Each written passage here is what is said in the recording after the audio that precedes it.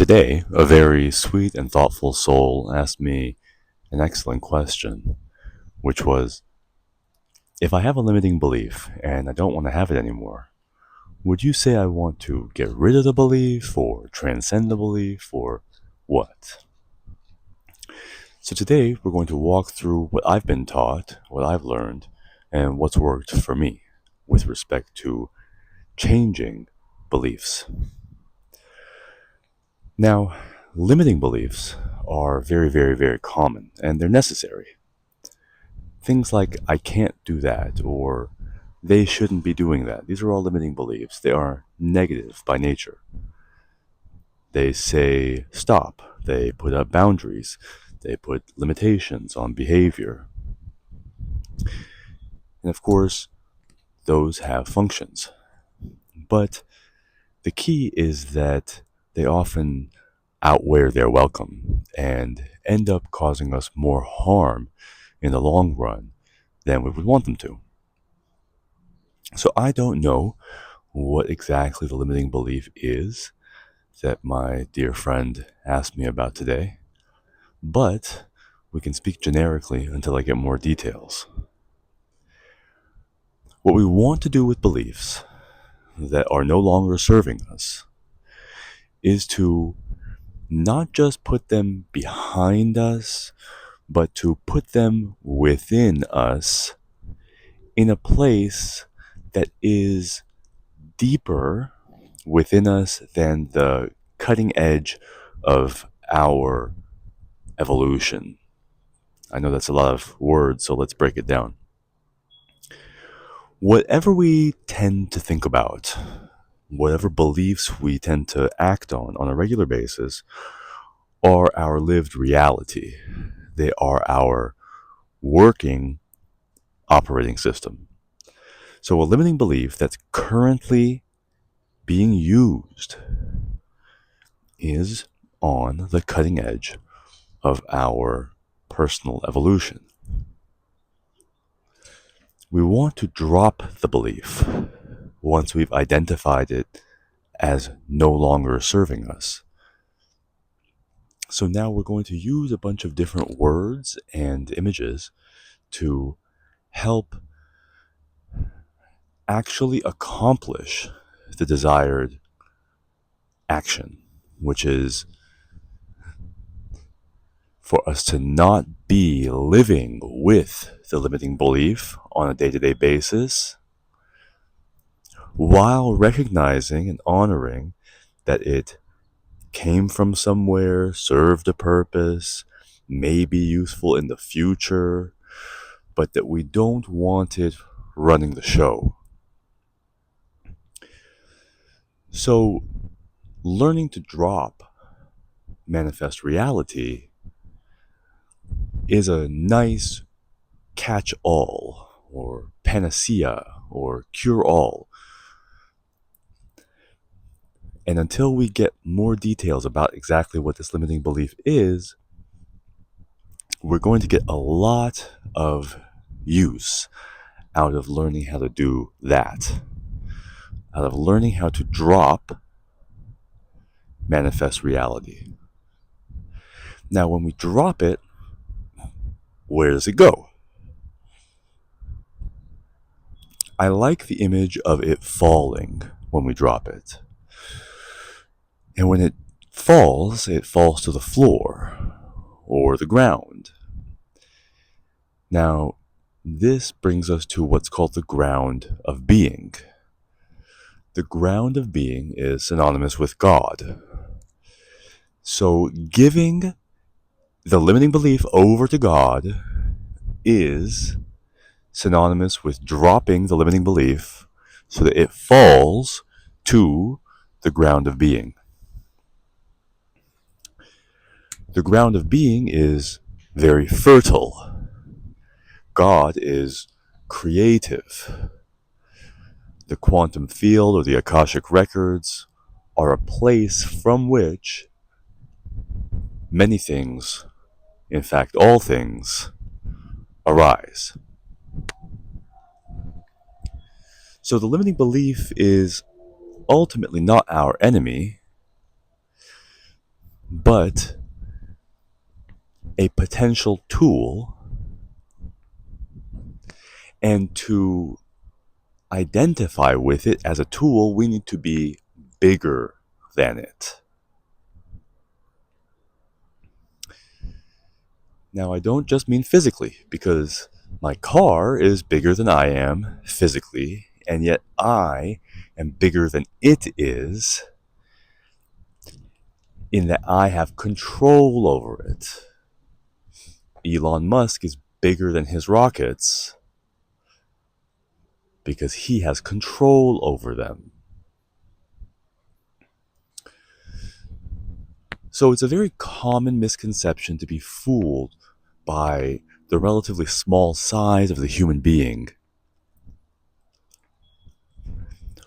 with respect and compared to its surroundings. Because the human being is part animal and part God, it is actually potentially extremely large. A limiting belief, just as any other belief, is like a pair of eyeglasses, goggles, that when it's on our face, we see the world through it, and we actually don't even see the limiting belief anymore, just like we don't see the goggles or the glasses when they're on our face. All we see is the effect that they have on our perception of reality, and ultimately even that disappears once we accommodate or get used to or learn to tolerate,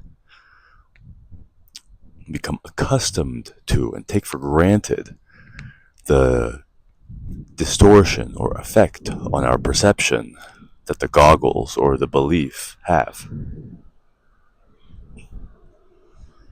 So, in that way, the goggles, the glasses, are actually bigger than we are because they flood the field. They cover our visual field entirely so that the entire world that we're looking at is now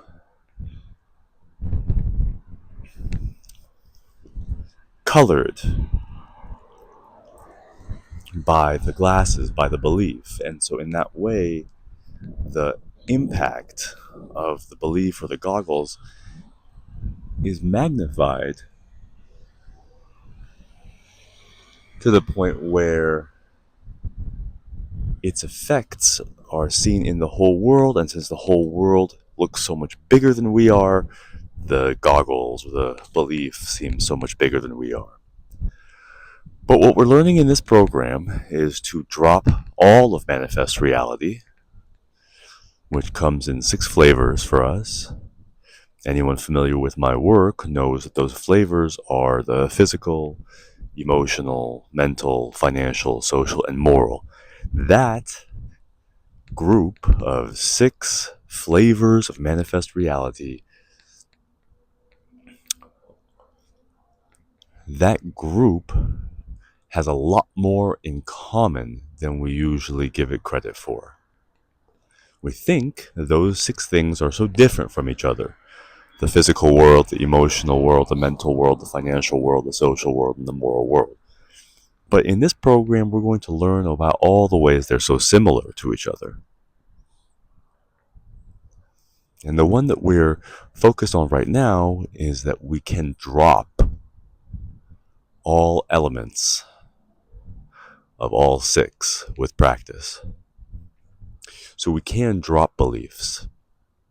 So what happens when we drop them? They fall to the ground. We give them to God. And then what? Well, a few things can happen. But one thing is for sure: we're now bigger than the belief. The belief is revealed to be just a part of us, a part of our conditioning. And what we're doing here is to become aware of our conditioning and to transcend and include our conditioning,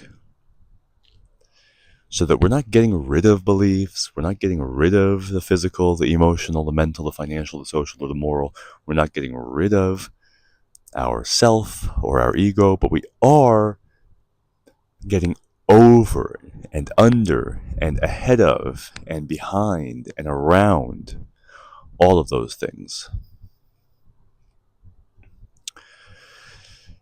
Whereas the goggles are wrapped around us when they're on our head, on our face, once we take them off our face, we can wrap ourselves around them.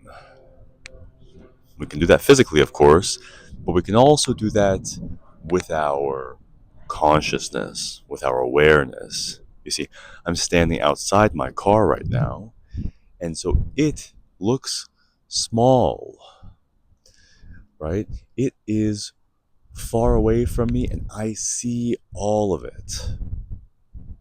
So I am in that way bigger than it. I'm surrounding my car with my consciousness. Especially since I have the utility of memory, I can take a walk around my car and then close my eyes and then see all of the car.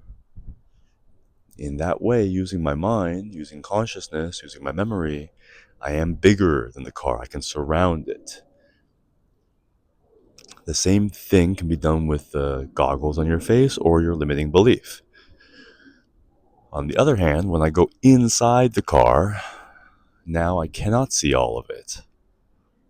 I'm inside of it. I'm smaller than it. It's wrapped around me. So the same thing applies to the goggles and the beliefs. But the good news is, like we have memory to see the car in our closed eyes, once our consciousness develops a second nature, once it develops the ability to remember the fact that we took off the goggles and dropped the limiting belief and stepped outside the car, we can then put the belief back on. We can put the goggles back on. We can go back inside the car and still remember that there is a place that we can occupy where we're outside of the car, where we dropped the goggles and dropped the limiting beliefs. So the most important thing is to write and to talk and to increase our sensitivity and decrease our tolerance to the limiting belief.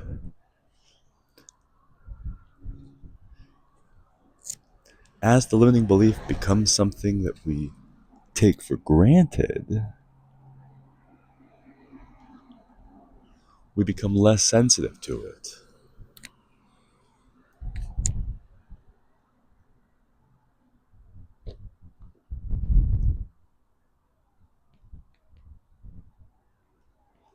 Being insensitive to it means that we are unaware of it. Being unaware of it doesn't mean that it's not there. It just means that it can operate without our knowledge.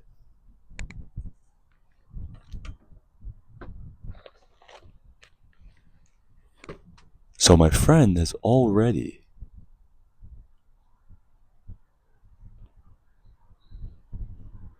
made considerable advances and is far ahead of where they used to be and where most people remain.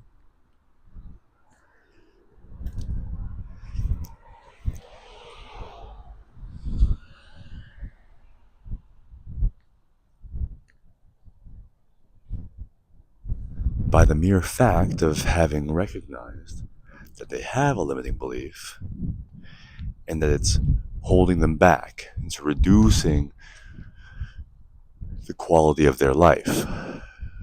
It's actually making them less alive.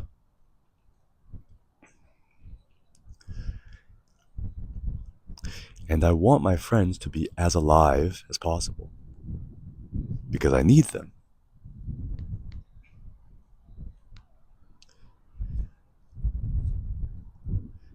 It's a comfort and a reassurance when I know that my friends and family are doing well, and it's a concern and upsetting when I hear they're not doing well. Of course, doing well and not doing well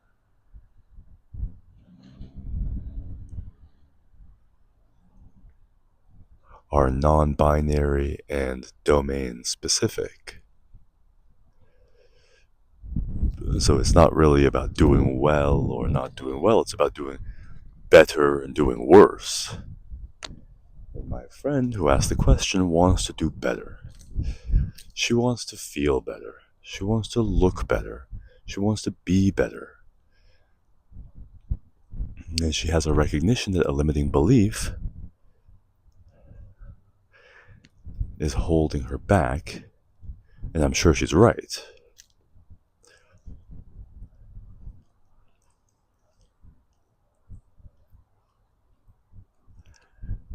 Now, the writing and the talking and the staying sensitive to the fact that the limiting belief is there serves the purpose of shrinking the belief relative to the person.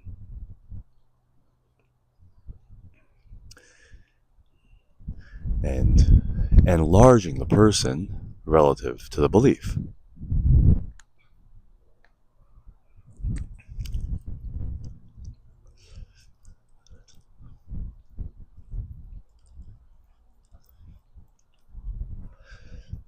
This is relevant and related to a phrase we're all familiar with, but which we unfortunately don't use often enough because we treat it as an insult rather than a diagnosis.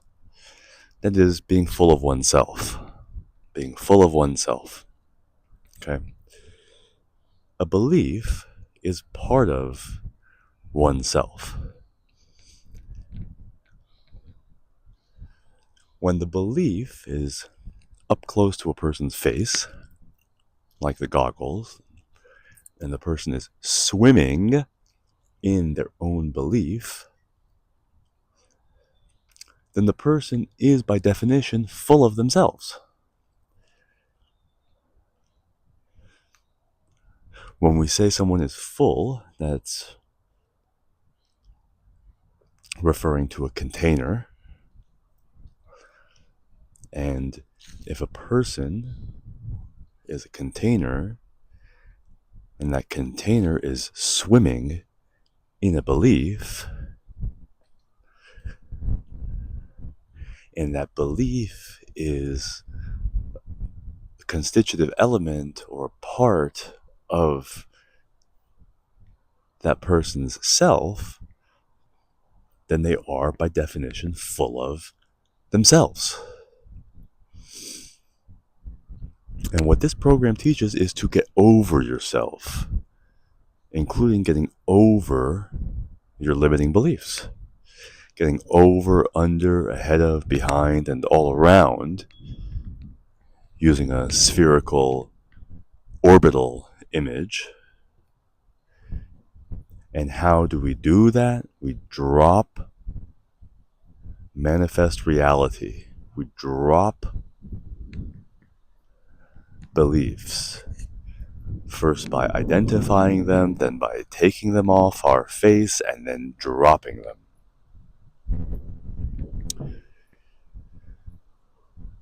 The truth is, we can affect and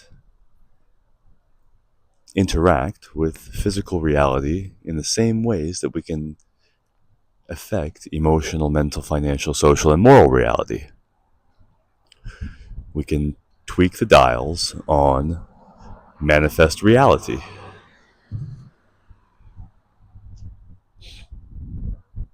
That is our birthright. Each and every human has that potential, but very few are ever told that, even fewer believe it, and of those who believe it, a relatively high majority act on that information.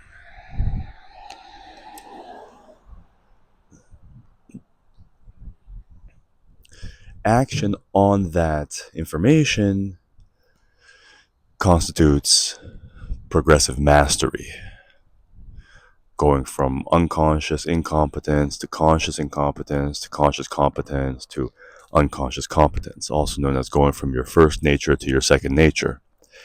So, my friend has a current first nature of a limiting belief that they are swimming in, that is bigger than they are, that is constraining them and to whatever degree running their life, and to whatever degree running their life into the ground, running their physical life, their emotional life, their mental life, their financial life, their social life, their moral life into the ground. Now, this person is highly gifted, and so they're able to compensate, like I'm sure many of you are, able to compensate with your talents for limiting beliefs, but there is no question that she and we are operating at a mere fraction of our potential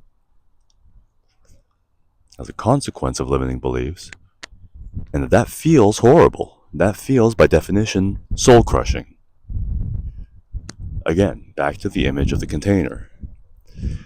The soul is being crushed by the pressure of the self, including, but not limited to, the pressure imposed on the soul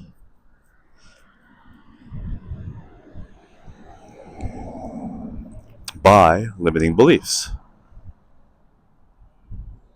Notice there are two entities being referred to when we say that she is full of herself. There is she, or her, and then there is herself. These are two entities, and she, the soul, the consciousness, the container, is being crushed and flooded and dragged back and forth by her conditioning, herself.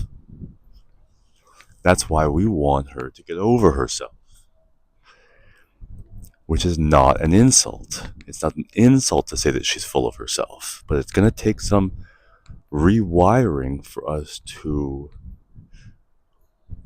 alter the very deeply rooted belief that it's an insult when we say that someone should have more integrity, that it's an insult when we say someone is sick. No, that's a diagnosis. That's a gift. It's a gift if we're able to correctly identify someone as being full of themselves, correctly identify someone as lacking integrity. It's a gift to invite someone to get over themselves, and it's an even bigger gift to give them, to offer step by step directions on how to do that.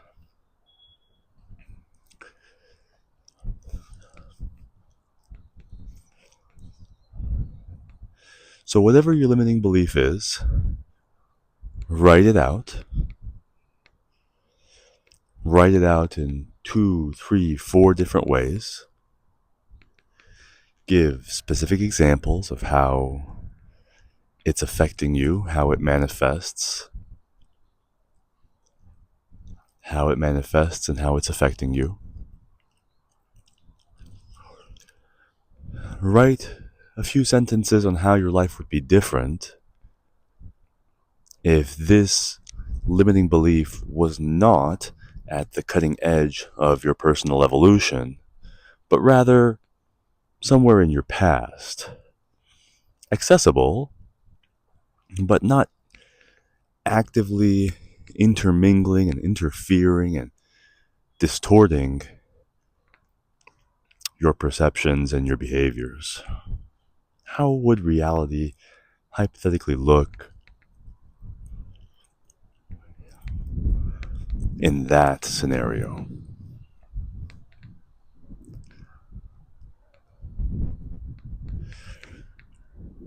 What's the alternative belief? Say, for instance, the limiting belief is I don't want people to dislike me. I get angry when people dislike me. I get sad when people disapprove. I get scared when people criticize me. Okay, so that's the limiting belief. It's a very common one. And yes, indeed, that is a source of tremendous lost and wasted potential. So, what's the alternative? How would it look to walk free of that?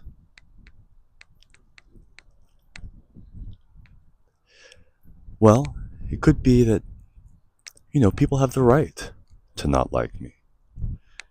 People don't actually even have the choice about whether they like me or not. They're either triggered into attraction to me or triggered into neutrality towards me or triggered into repulsion by me. And that's none of my business.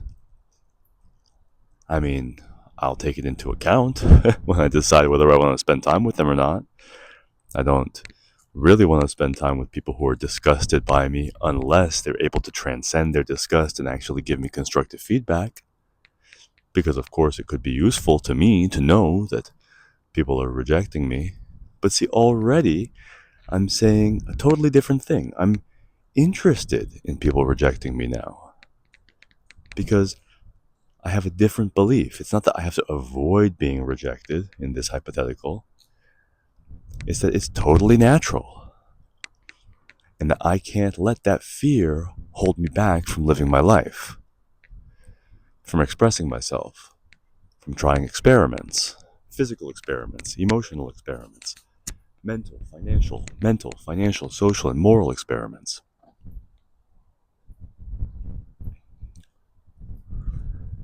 So that's an example of how life would be different if a certain limiting belief was dropped, but not gotten rid of. Rather,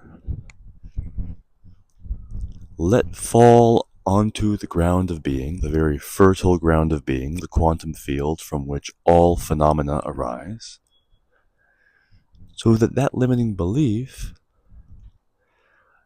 actually fulfills its highest good, fulfills its highest purpose, which is certainly not to terrorize me and to hold me back, but to uplift me.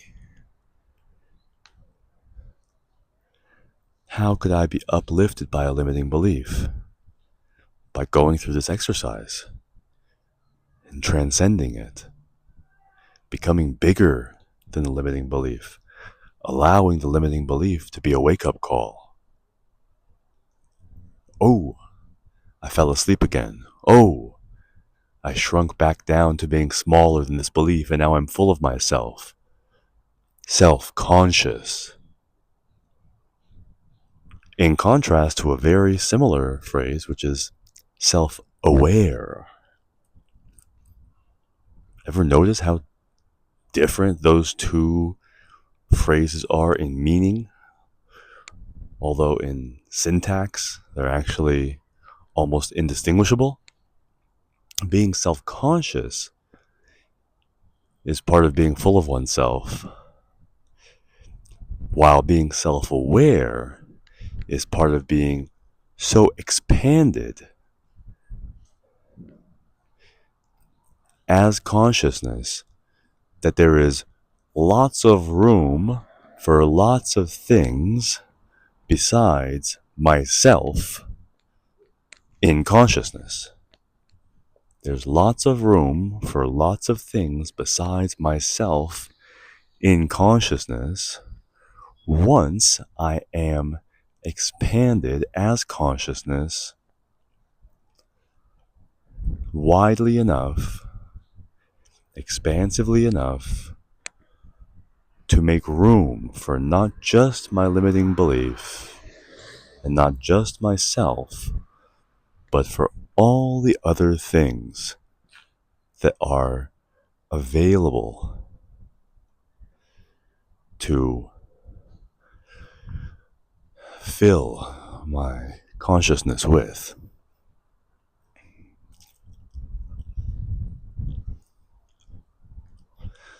I look forward to hearing more from all of you about what this conversation has sparked and to dive into the practical ways that these pieces of insight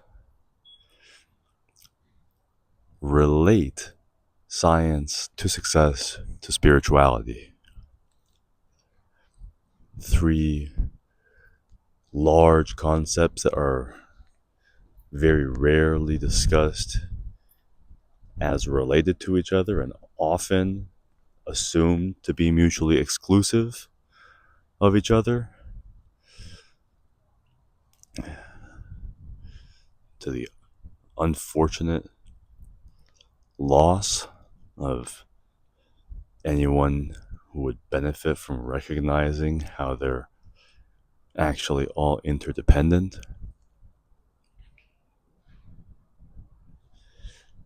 Science, success, and spirituality, to wrap it up, are all in somewhat of a contrast to superstition, but just like our conversation about limiting beliefs, being smaller than we are when our consciousness is expanded large enough to fit both the limiting beliefs and everything else, so is superstition much smaller than science, success, and spirituality. And it does have a place. It does have a valid place within those three spheres, or even the single sphere that those three merge to create. That is the place where the spheres of science, success, and spirituality intersect becomes its own sphere. Just picture the Venn diagram. And then if you want to have some fun, picture it in 3 dimensions. Turn the circles into spheres, and you'll see what I mean. Superstition is smaller and weaker than the sphere of science, success, and spirituality, but it's not excluded from that sphere. It's just smaller and weaker, just like your limiting beliefs are smaller than your consciousness, but not excluded from your consciousness. Now, to review, consciousness can expand and contract, and most of us spend most of our time in an extremely contracted state of consciousness because we are in the fight, flight, or freeze states. The news does this, our trauma does this.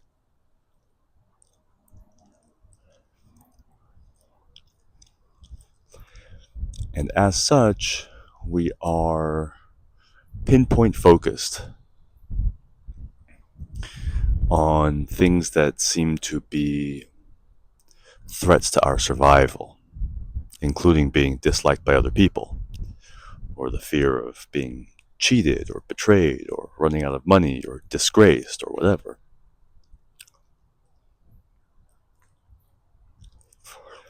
But that's no way to live, and anyone who's coming to this video interested in what to do about their limiting beliefs has started to awaken to that fact that they are feeling soul crushed.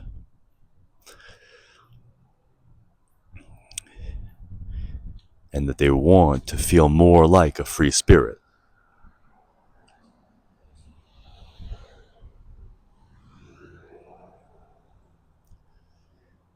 This does not take faith. It's totally vulnerable to logic. However, that constitutes conscious competence, and once a person has the muscle memory to expand their consciousness beyond the tiny focus that's currently begging for their attention and tempting and seducing them to shrink their consciousness to address the details of life,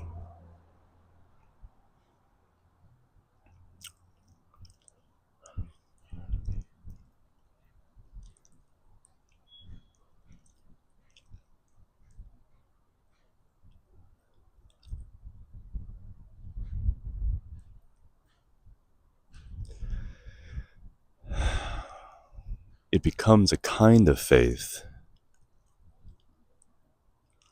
when a person no longer has to follow the train of logic and use conscious competence to expand their consciousness.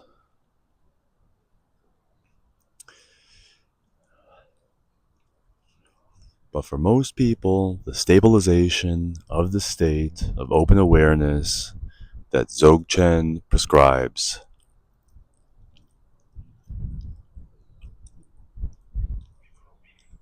does require deliberate practice and conscious competence and logic and rationality, empirical experience, and verifiable evidence.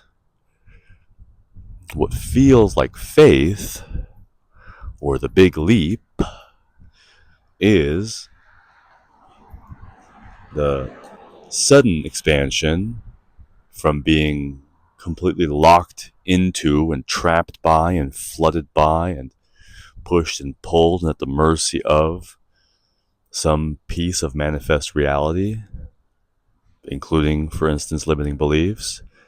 The sudden jump from that to cosmic consciousness, vibrational consciousness, wide open awareness, a consciousness that is big enough to contain all the contents of consciousness without ever feeling full. So I hope this has been useful, interesting, entertaining, informative, or transformative,